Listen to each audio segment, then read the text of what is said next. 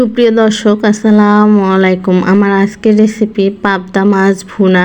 খুব সহজে আমি আপনাদেরকে তৈরি করে দেখাচ্ছি। চলুন তাহলে কথা না বাড়িয়ে রেসিপি শুরু করে দেই। এখানে আমি পাবদা মাছ নিয়েছি, কেটে ধুয়ে ভালোভাবে পরিষ্কার করে নিয়েছি। দেখুন, দেখেই বুঝতে পেরেছেন। এরপর চুলায় একটা হাঁড়ি বসিয়ে পরিমাণ মতো তেল দিয়ে দিচ্ছি।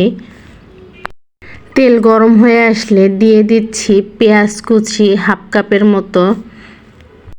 পেঁয়াজটা নরম হয়ে আসা পর্যন্ত একটু ভেজে নিব। পেঁয়াজটা ভাজা হয়ে গেলে দিয়ে দিচ্ছি 1 টেবিল চামচ রসুন বাটা, 1 টেবিল চামচ আদা বাটা দিয়ে খুব ভালোভাবে পেঁয়াজের সঙ্গে মিশিয়ে নিচ্ছি।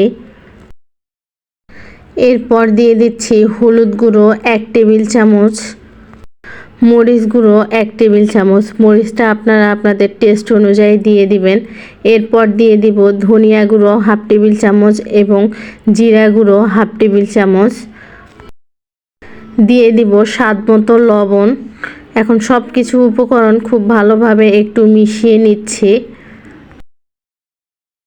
সামান্য পরিমাণ পানি দিয়ে মশলাটা খুব ভালোভাবে কষিয়ে নিব। যত ভালোভাবে মশলাটা কষিয়ে নেবেন রান্নার টেস্টটা তত ভালো আসবে। এই জন্য চেষ্টা করবেন মশলাটা খুব ভালোভাবে কষিয়ে নেওয়ার জন্য। এরপর দিয়ে দিলাম কাঁচামরিচ ফালি কয়েকটা। আমার মশলাটা কষানো হয়ে গিয়েছে, তেলটা উপরে উঠে এসেছে। এই পর্যায়ে দিয়ে দিচ্ছি পাবদা মাছগুলো। আমি একটা একটা করে দিয়ে দিচ্ছি। কাজটা একটু সাবধানে করতে হবে, নয়তো মাছগুলো ভেঙে যাবে। পাবদা মাছ এমনি থেকে অনেক নরম হয়। এখন একটু উল্টে দিচ্ছি, খুবই সাবধানে কাজটা করব। মাছটা আমি কিছুক্ষণ ধরে একটু কষিয়ে নিয়েছি। কষিয়ে নেওয়া হয়ে গেলে দিয়ে দিচ্ছি পরিমাণ মতো পানি।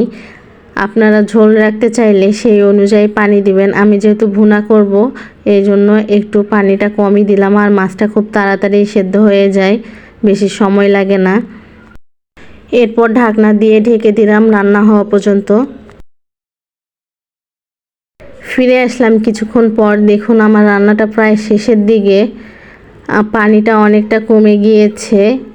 আমি এই পর্যায়ে একটু ঝাঁকিয়ে দিলাম, কারণ খুন্তির সাহায্যে নেড়ে যদি দেই তাহলে মাছটা ভেঙে যাওয়ার সম্ভাবনা থাকতে পারে। আমার রান্নাটা শেষ হয়েছে। এই পর্যায়ে আপনারা ধনেপাতা অ্যাড করতে পারেন। আমার হাতের কাছে ছিল না তাই দেইনি।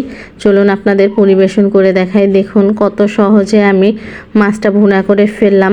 এইভাবে যারা পাবদা মাছ একবারও খাননি, একবার হলেও ট্রাই করে দেখবেন, খুবই কম মশলায়। আজকে এই পর্যন্ত, আবারও অন্য কোনো ভিডিও নিয়ে আপনাদের মাঝে চলে আসবো। সেই পর্যন্ত সবাই ভালো থাকবেন, সুস্থ থাকবেন আর আমাদের সবার জন্য দোয়া করবেন। আল্লাহ হাফেজ।